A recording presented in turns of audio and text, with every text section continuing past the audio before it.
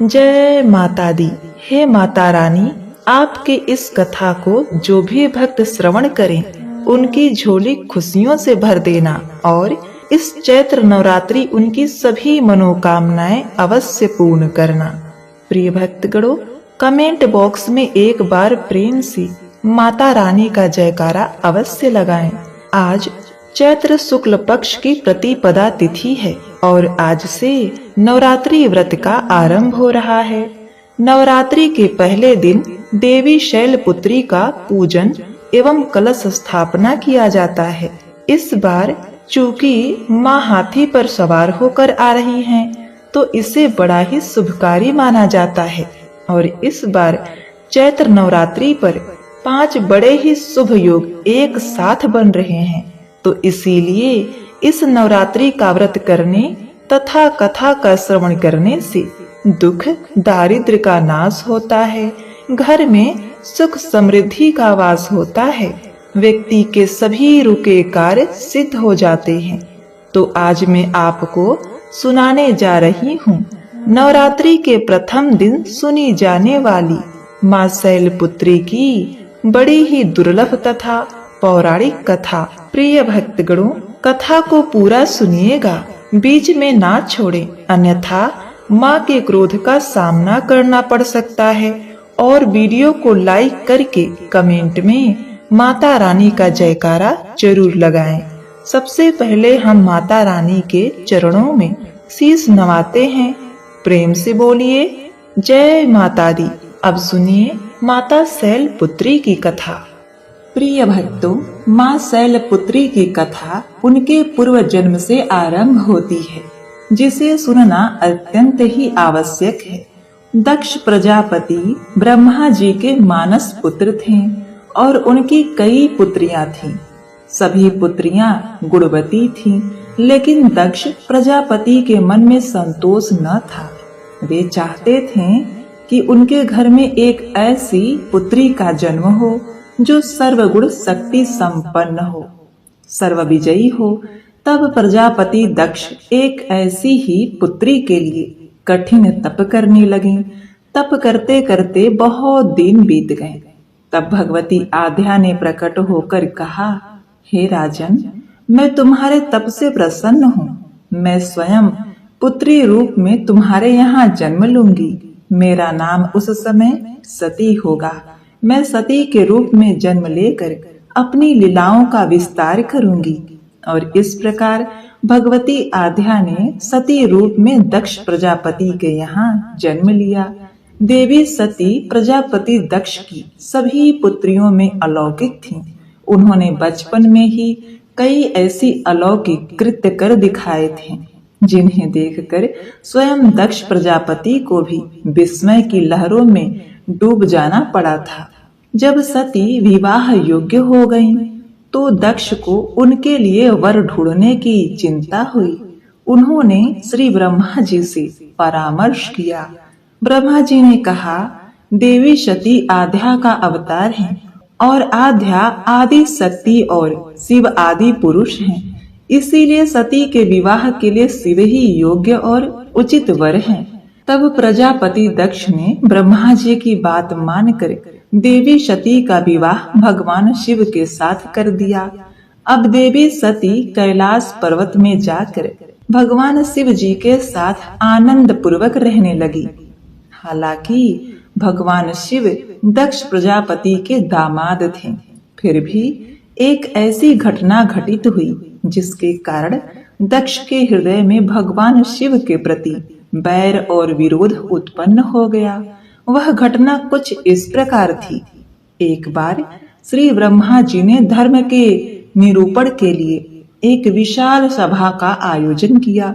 सभी बड़े बड़े देवता सभा में एकत्रित थे। प्रिय भक्तों, भगवान शिव जी भी एक और ध्यान मग्न बैठे हुए थे। सभा मंडप में प्रजापति दक्ष का आगमन हुआ। दक्ष प्रजापति के आगमन होते ही सभी देवता तो उठकर खड़े हो गए, किंतु उस समय में 2 लोग खड़े नहीं हुए, ब्रह्मा जी और भगवान शिव।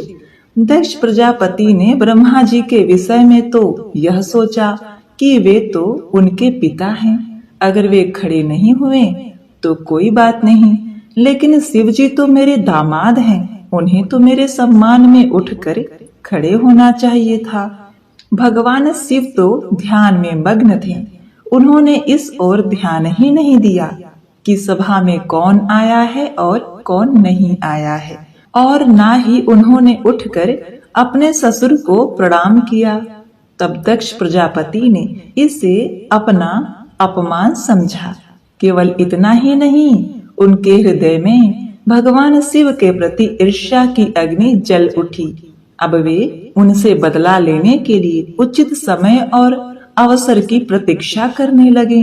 भगवान शिव को तो किसी के मान और किसी के अपमान से भला क्या मतलब, वे तो सबको एक समान भाव से देखते हैं। उन्हें तो चारों ओर अमृत ही दिखाई पड़ता है। जहाँ अमृत होता है फिर वहाँ कड़वाहट और लेपन का भला क्या काम। भगवान शिव कैलाश पर्वत में रात दिन राम राम कहा करते थे। प्रिय भक्तों, एक दिन देवी सती के मन में जिज्ञासा उत्पन्न हुई। उन्होंने अवसर पाकर भगवान शिव से एक प्रश्न किया, हे दयानिधि, हे प्रभु, आप इस समय राम राम क्यों कह रहे हैं, और राम कौन है? तब भगवान शिव जी ने देवी को उत्तर दिया कि हे देवी, राम आदि पुरुष हैं, स्वयंभू हैं और मेरे आराध्य हैं, सगुण भी हैं और निर्गुण भी हैं। किंतु देवी सती के कंठ के नीचे यह बात नहीं उतरी। वे तो भगवान शिव को सर्वोपरि समझती थीं। वे सोचने लगी कि अयोध्या के राजा दशरथ के पुत्र श्री राम आदि पुरुष के अवतार कैसे हो सकते हैं। वे तो खुद आजकल अपनी पत्नी सीता जी के वियोग में दंडक वन में उन्मत्त की तरह विचरण कर रहे हैं। वृक्ष और लताओं से उनका पता पूछ रहे हैं, वृक्ष और लताओं से उनका पता पूछते फिर रहे हैं। अगर वे आदि पुरुष के अवतार होते तो क्या इस प्रकार आचरण करते? क्या वे आसानी से सीता जी का पता नहीं लगा लेते, उन्हें पा नहीं लेते? तब देवी सती के मन में भी श्री राम की परीक्षा लेने का विचार उत्पन्न हुआ। अब देवी खुद सीता जी का रूप धारण करके दंडक वन में जा पहुंची और फिर श्री राम जी के सामने प्रकट हो गई। भगवान श्री राम ने सती जी को देवी सीता के रूप में देखा। माते, आप अकेले यहाँ वन में कहाँ घूम रही हैं? भोलेनाथ कहाँ हैं? भोलेनाथ तो नजर नहीं आ रहे। प्रिय भक्तों, भगवान श्री राम के ऐसा पूछने पर अब तो देवी सती से कोई भी उत्तर देते नहीं बना। वे तुरंत ही अदृश्य हो गईं और मन ही मन पश्चाताप करने लगी कि उन्होंने तो व्यर्थ में ही श्री राम पर संदेह किया। देवी सती तो अपना रूप बदलकर श्री राम जी के पास गई थी, फिर श्री राम जी ने उन्हें पहचान लिया। अब यह सोचकर देवी सती वापस कैलाश पर्वत पर गईं। वे भगवान शिव को इस विषय में कुछ भी बताकर नहीं गई थी। जब भगवान शिव जी ने उन्हें कैलाश पर्वत पर वापस आते देखा तो कहने लगे, हे देवी सती, आपने सीता जी के रूप में श्री राम जी की परीक्षा लेकर बिल्कुल भी अच्छा नहीं किया। सीता जी मेरी आराध्य हैं, मेरी आराध्य हैं। अब तुम मेरी अर्धांगिनी कैसे हो सकती हो? तो इस जन्म में हम और तुम पति और पत्नी के रूप में नहीं मिल सकते। शिव जी का यह कथन सुनकर देवी सती को बहुत दुख पहुंचा, लेकिन अब क्या हो सकता था? शिव जी के मुख से निकली हुई बात असत्य कैसे हो सकती थी? इसके बाद शिव जी समाधि में लीन हो गए। देवी सती दुख और पश्चाताप की लहरों में डूब गईं। उन्हीं दिनों देवी सती के पिता कनखल में बहुत बड़ा यज्ञ कर रहे थे। उन्होंने उस यज्ञ में सभी देवी देवताओं और ऋषियों को आमंत्रित किया था, किंतु शिव जी को निमंत्रण नहीं भेजा, क्योंकि उनके मन में शिव जी के प्रति ईर्ष्या जो भरी थी। कैलाश पर्वत पर जब देवी सती को यह पता चला कि उनके पिता बहुत बड़ा यज्ञ कर रहे हैं, तो उनका भी मन यज्ञ में सम्मिलित होने के लिए मचल उठा। उसी समय आकाश मार्ग से कई विमान उनके पिता के यहाँ होने वाले यज्ञ में जाते हुए दिखाई पड़े। देवी सती ने उन विमानों को देखकर भगवान शिव से पूछा कि हे प्रभु, ये सभी विमान किसके यहाँ जा रहे हैं? तब भगवान शंकर जी ने उन्हें बताया, हे देवी, आपके पिता ने एक यज्ञ की रचना की है। देवता और देवांगनाएं इस विमान में बैठकर उसी यज्ञ में सम्मिलित होने के लिए जा रहे हैं। तब देवी सती ने प्रश्न किया कि हे प्रभु, क्या मेरे पिता ने आपको यज्ञ में सम्मिलित होने के लिए निमंत्रण नहीं भेजा? भगवान शिव ने उत्तर दिया कि आपके पिता मुझसे वैर रखते हैं, फिर भला मुझे क्यों बुलाने लगे? देवी सती मन ही मन सोचने लगी, फिर बोली, हे नाथ, यज्ञ के अवसर पर मेरी बहन भी जरूर आएंगी। उनसे मिले हुए मुझे बहुत दिन हो गए। अगर आपकी आज्ञा हो तो मैं भी अपने पिता के घर जाना चाहती हूँ। यज्ञ में सम्मिलित हो लूंगी और अपनी बहनों से भी मिल लूंगी और माता को भी देख लूंगी। उनसे मिलने का सुअवसर मुझे मिल जाएगा। भगवान शिव जी ने देवी सती को समझाया कि हे देवी, इस समय वहां जाना उचित नहीं होगा।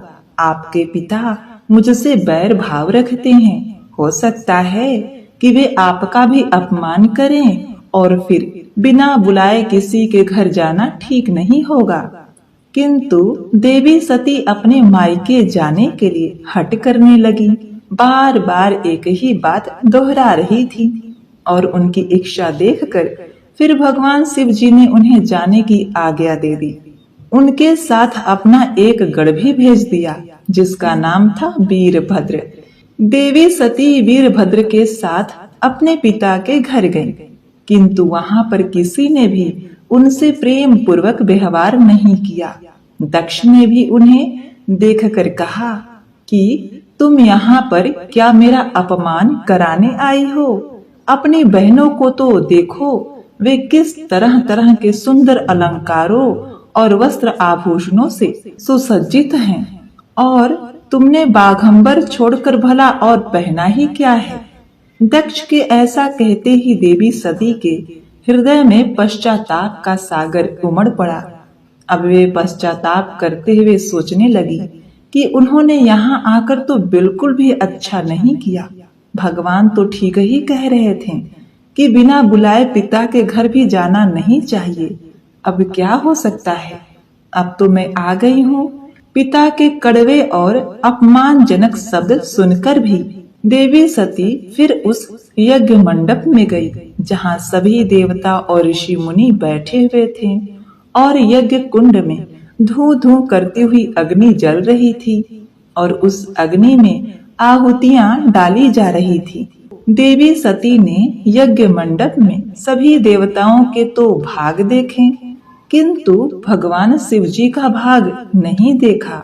वे भगवान शिव जी का भाग ना देखकर फिर अपने पिता से बोली, हे पिता, श्रेष्ठ यज्ञ में तो सबके भाग दिखाई पड़ रहे हैं, किंतु कैलाशपति का कोई भी भाग आपने उनका भाग क्यों नहीं दिया?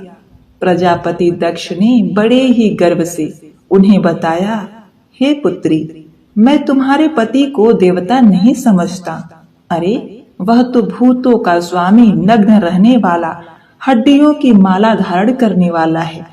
वह देवताओं की पंक्ति में बैठने योग्य नहीं है। भला वह देवताओं की पंक्ति में बैठने योग्य नहीं है, भला उसे कौन भाग देगा? यह सुनते ही देवी सती के नेत्र क्रोध से लाल हो गए, उनकी भौहें टेढ़ी हो गईं और उनका मुखमंडल प्रलय के सूर्य की तरह दमक उठा।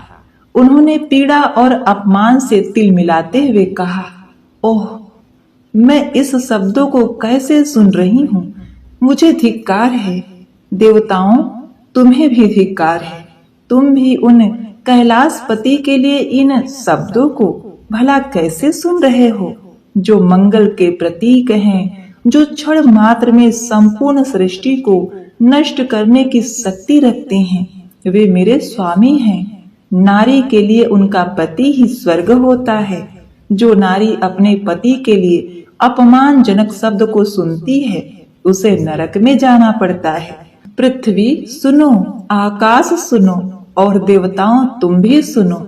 मेरे पिता ने मेरे स्वामी का अपमान किया है। मैं अब एक क्षण भी जीवित नहीं रहना चाहती। देवी सती अपने इन वचनों को समाप्त करती हुई देखते ही देखते यज्ञ के कुंड में कूद पड़ी। जलती हुई आहुति के साथ उनका शरीर भी जलने लगा। यज्ञ मंडप में खलबली हो गई, हाहाकार मच गया। देवता उठकर खड़े हो गए। वीरभद्र यह सब देखकर क्रोध से कांप उठे और वे उछल उछल कर यज्ञ का विध्वंस करने लगे। यज्ञ मंडप में भगदड़ मच गई। देवता और ऋषि मुनि भाग खड़े हुए। वीरभद्र ने देखते ही देखते प्रजापति दक्ष का मस्तक काट कर फेंक दिया और यह समाचार कैलाश पर्वत पर विराजमान भगवान शिव को भी पता चला। सुनते ही वे प्रचंड आंधी की तरह कनखल जा पहुंचे। देवी सती के जले हुए शरीर को देखकर भगवान शिव जी अपने आप को भी भूल गए। देवी सती के प्रेम और उनकी भक्ति ने भगवान के मन को व्याकुल कर दिया था। उन शंकर जी के मन को व्याकुल कर दिया था, जिन्होंने काम पर भी विजय पाई थी और जो सारे सृष्टि को नष्ट करने की क्षमता रखते थे। वे देवी सती के प्रेम में खो गए, बेसुध हो गए। फिर क्या था? भगवान शिव ने उन्मत्त की तरह देवी सती के जले हुए शरीर को कंधे पर रख लिया और वे सभी दिशाओं में भ्रमण करने लगे। भगवान शिव और देवी सती के इस अलौकिक प्रेम को देखकर पृथ्वी रुक गई, हवा रुक गई, जल का प्रवाह ठहर गया। यहाँ तक कि देवता गण भी अपनी अपनी सांसें थाम कर इस भयानक और दारुण दृश्य को देखने लगे। सृष्टि व्याकुल हो गई। सृष्टि के सभी प्राणी त्राहिमाम कहने लगे। भयानक संकट उपस्थित देखकर सृष्टि के पालन भगवान श्री हरि आगे बढ़े। वे भगवान शिव की बेसुधी में अपने चक्र से देवी सती के एक एक अंग को काट काट कर गिराने लगे।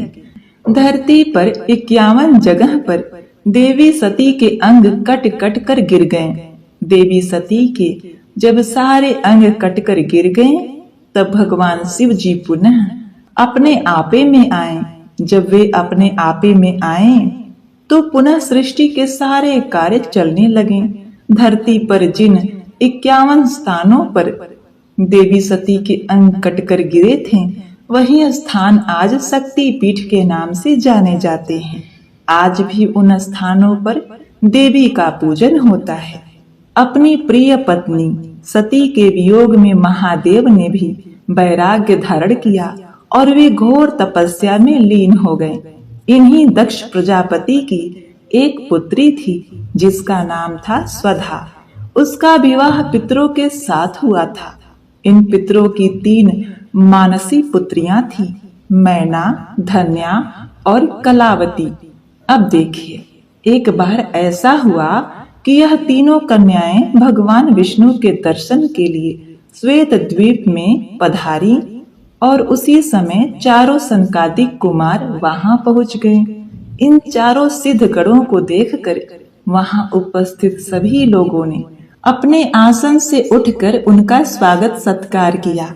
लेकिन पितरों की यह तीनों कन्याएं अपने स्थान से नहीं उठी। यह देखकर चारों कुमार उन पर क्रोधित हो गए और उन तीनों को स्वर्ग से दूर होकर नरक में स्त्री बनने का श्राप दे दिया। इस अभिशाप को सुनकर तीनों कन्याएं उनके चरणों में गिरकर क्षमा याचना करने लगी। इन तीनों पर दया दिखाते हुए चारों कुमारों ने उन्हें भिन्न भिन्न वरदान दिए। उन्होंने सबसे पहले बड़ी कन्या मैना को पर्वतराज हिमालय की पत्नी देवी पार्वती की मां बनने का वरदान दिया। दूसरी कन्या धन्या को महाराज जनक की पत्नी देवी सीता की माता होने का वरदान दिया। तीसरी कन्या कलावती को वृषभ भानु वैश्य की पत्नी और देवी राधा की माता होने का वरदान मिला। और इस प्रकार वरदान पाकर यह तीनों कन्याएं श्वेत द्वीप में अपने घर लौट आईं। वरदान के अनुसार प्रथम कन्या मैना का विवाह पर्वतराज हिमालय से कर दिया गया।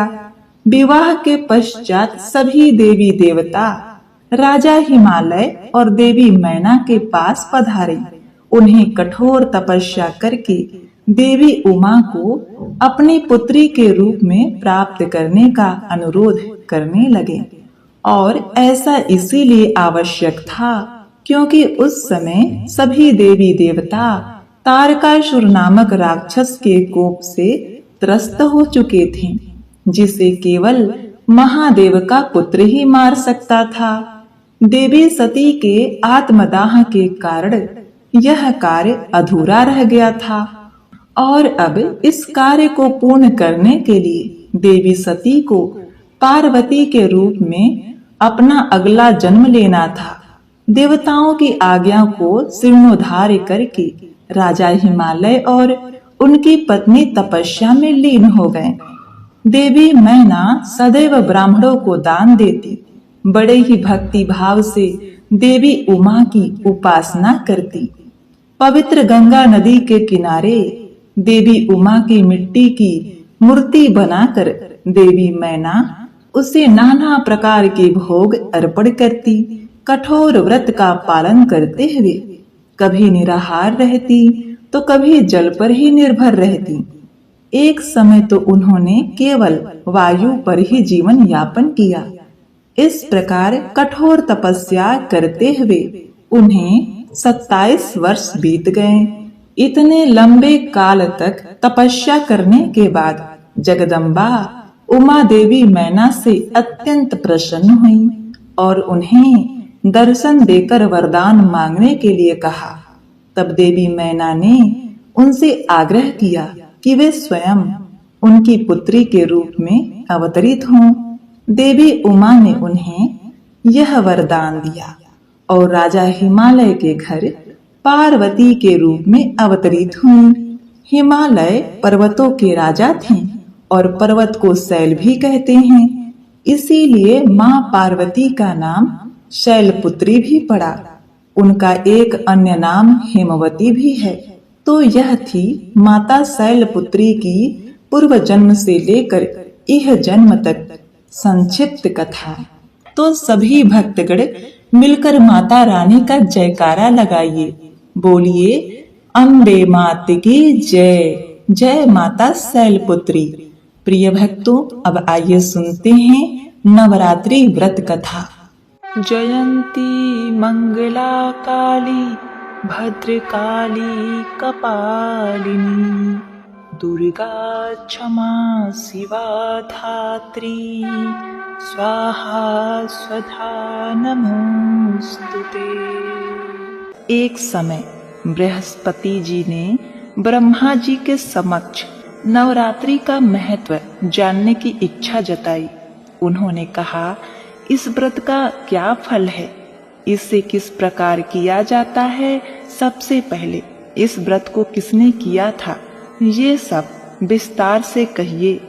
बृहस्पति जी के प्रश्नों का जवाब देते हुए ब्रह्मा जी ने कहा, हे बृहस्पति, प्राणियों के हित की इच्छा से तुमने बहुत ही अच्छा प्रश्न किया है।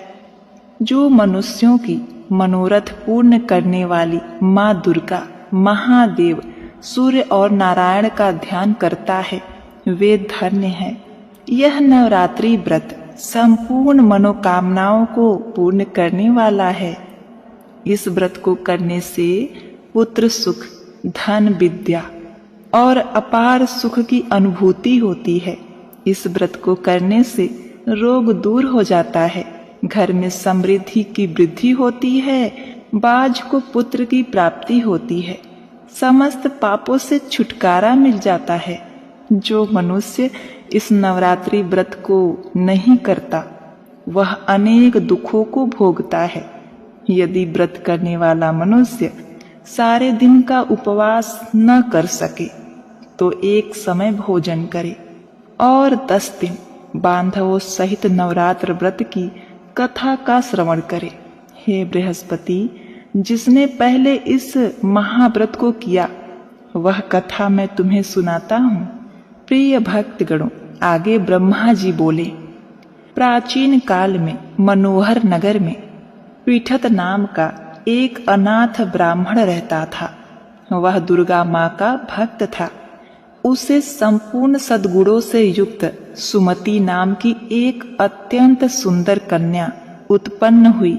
वह कन्या अपने पिता के घर में अपनी सहेलियों के साथ क्रीड़ा करती हुई इस प्रकार बढ़ने लगी, जैसे शुक्ल पक्ष में चंद्रमा की कला बढ़ती है। उसका पिता प्रतिदिन जब दुर्गा जी की पूजा करके होम आदि किया करता था, वह उस समय नियम से वहां उपस्थित रहती और माता दुर्गा की विधिवत पूजा किया करती थी। एक दिन सुमति भगवती के पूजन में उपस्थित नहीं हुई। उसके पिता को पुत्री की ऐसी असावधानी देखकर क्रोध आया और वह पुत्री से कहने लगा, अरे दुष्ट पुत्री, आज तूने भगवती का पूजन नहीं किया, इसी कारण मैं किसी कुष्ठ रोगी दरिद्र मनुष्य के साथ तेरा विवाह करूंगा।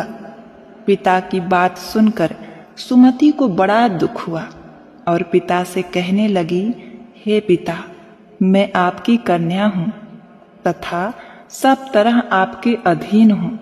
जैसी आपकी इच्छा हो वैसा करो, चाहे राजा से, चाहे कुष्ठी से, चाहे दरिद्र से, जिसके साथ चाहो मेरा विवाह करना चाहो कर दो, पर होगा वही जो मेरे भाग्य में लिखा है।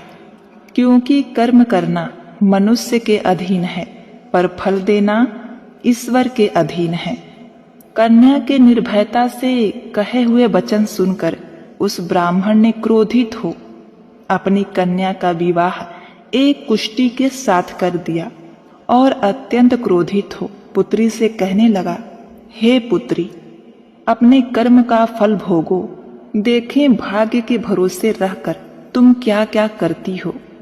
पिता के ऐसे कटु वचन को सुनकर सुमति मन में विचार करने लगी, अहो, मेरा बड़ा दुर्भाग्य है जिससे मुझे ऐसा पति मिला।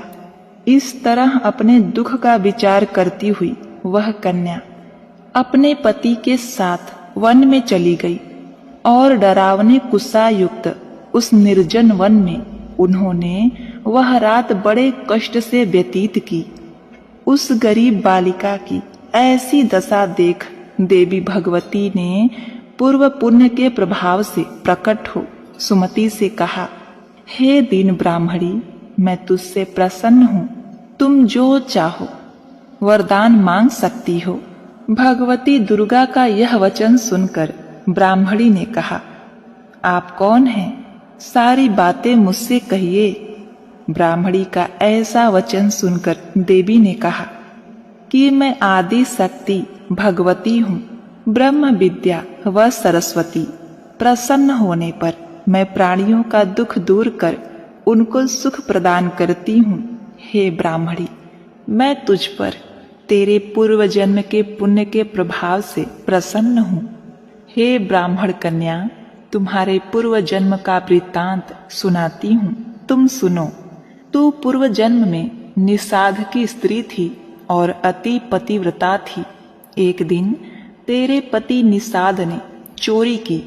चोरी करने के कारण तुम दोनों को सिपाहियों ने पकड़ लिया और जेल खाने में कैद कर दिया। उन लोगों ने तुमको और तेरे पति को भोजन नहीं दिया। इस प्रकार नवरात्रि के दिनों में तुमने न तो कुछ खाया और न ही जल पिया। इस प्रकार 9 दिन तक नवरात्रि का व्रत हो गया। हे ब्राह्मणी, उन दिनों में जो व्रत हुआ, इस व्रत के प्रभाव से प्रसन्न होकर मैं तुझे मनोवांछित वर देती हूँ, तुम्हारी जो इच्छा हो सो मांगो। इस प्रकार दुर्गा के वचन सुनकर ब्राह्मणी बोली, अगर आप मुझ पर प्रसन्न हैं तो हे दुर्गे, मैं आपको प्रणाम करती हूँ। कृपा करके मेरे पति का कोढ़ दूर करे। देवी ने कहा, उन दिनों तुमने जो व्रत किया था, उस व्रत का एक दिन का पुण्य पति का कोढ़ दूर करने के लिए अर्पित करो। उस पुण्य के प्रभाव से तेरा पति ठीक हो जाएगा। इस प्रकार देवी के वचन सुनकर ब्राह्मणी प्रसन्न हुई और पति को निरोगित करने की इच्छा से जब उसने तथास्तु ठीक है ऐसा वचन कहा, तब उसके पति का शरीर भगवती दुर्गा की कृपा से कुष्ठ रोग से रहित हो गया। वह ब्राह्मणी पति को देख देवी की स्तुति करने लगी, हे दुर्गे, आप दुर्गति को दूर करने वाली, तीनों लोकों का संताप हरने वाली, समस्त दुखों को दूर करने वाली, रोगी मनुष्य को निरोग करने वाली, प्रसन्न हो मनोवांछित वर देने वाली, दुष्टों का नाश करने वाली, जगत की माता हो। हे अम्बे, मुझ निपराध अबला को मेरे पिता ने कुष्ठी मनुष्य के साथ विवाह कर घर से निकाल दिया। पिता से तिरस्कृत निर्जन वन में विचरण कर रही हूँ। आपने मेरा इस विपदा से उद्धार किया है। हे देवी, आपको प्रणाम करती हूँ। मेरी कोई भी गलती हो उसके लिए क्षमा करो। उस ब्राह्मणी की ऐसी स्तुति सुनकर देवी बहुत प्रसन्न हुई और ब्राह्मणी से कहा, हे ब्राह्मणी, तेरे उदालय नामक अति बुद्धिमान, धनवान, कीर्तिवान पुत्र शीघ्र उत्पन्न होगा। ऐसा वर देकर देवी ने ब्राह्मणी से फिर कहा कि और जो कुछ तेरी इच्छा है वह मांग ले। सुमति ने कहा, हे भगवती दुर्गे, अगर आप मुझ पर प्रसन्न हैं तो कृपा मुझे नवरात्र व्रत की विधि का विस्तार से वर्णन करें। ब्राह्मणी के वचन सुनकर माँ दुर्गा ने कहा, हे ब्राह्मणी, मैं तुम्हें संपूर्ण पापों को दूर करने वाली नवरात्र व्रत की विधि बतलाती हूँ। चैत्र माह के शुक्ल पक्ष की प्रतिपदा से लेकर 9 दिन तक व्रत करें। यदि दिन भर का व्रत न कर सकें तो एक समय भोजन करें। शुभ मुहूर्त में घट स्थापना करें और वाटिका बनाकर उसको प्रतिदिन जल से सींचे। महाकाली, महालक्ष्मी और महासरस्वती की मूर्तियां स्थापित कर उनकी विधि सहित पूजा करें। बिजौरा के फल से अर्घ देने से रूप की प्राप्ति होती है। जायफल से अर्घ देने पर कीर्ति, दाख से कार्य की सिद्धि होती है, आंवले से सुख की प्राप्ति और केले से अर्घ देने से आभूषणों की प्राप्ति होती है। इस प्रकार पुष्पों व फूलों से अर्घ देकर व्रत समाप्त होने पर 9वें दिन विधि विधान से हवन करें। खाड़, घी, गेहूं, शहद, जौ, तिल, बिल्वपत्र, नारियल, दाख और कदम जैसी विभिन्न सामग्रियों से हवन करें। आंवले से कीर्ति की और केले से पुत्र की, कमल से राज सम्मान की और दाखों से संपदा की प्राप्ति होती है। खाड़, घी, नारियल, शहद, जौ और तिल तथा फलों से होम करने से मनोवांछित वस्तु की प्राप्ति होती है। व्रत करने वाला मनुष्य इसी विधि विधान से होम कर आचार्य को अनंत नम्रता के साथ प्रणाम करे और यज्ञ की सिद्धि के लिए उन्हें दक्षिणा दे।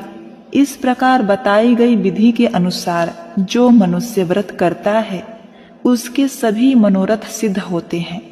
इसमें तनिक भी संदेह नहीं है। इस 9 दिनों में जो कुछ दान दिया जाता है उसका करोड़ों गुना फल मिलता है। इस नवरात्र व्रत को करने से अश्वमेघ यज्ञ का फल मिलता है। हे ब्राह्मणी, इस संपूर्ण मनोकामनाओं को पूर्ण करने वाली उत्तम व्रत को तीर्थ, मंदिर अथवा घर में विधि के अनुसार करें। प्रिय भक्तगणों, ब्रह्मा जी बृहस्पति जी से बोले, इस प्रकार ब्राह्मणी को नवरात्रि व्रत विधि बतलाकर देवी अंतर ध्यान हो गई। अतः जो मनुष्य या स्त्री इस व्रत को भक्ति पूर्वक करता है वह इस लोक में सुख प्राप्त कर अंत में मोक्ष की प्राप्ति करता है। ब्रह्मा जी बृहस्पति से कहते हैं कि यह इस दुर्लभ व्रत का महालय जो मैंने तुम्हें बताया है यह अनंत गुना फल देने वाला है। ऐसा सुनकर बृहस्पति जी आनंद से प्रफुल्लित हो गए और कहने लगे, हे ब्रह्मा जी, आपने मुझ पर अति कृपा की जो मुझे इस व्रत का महत्व सुनाया।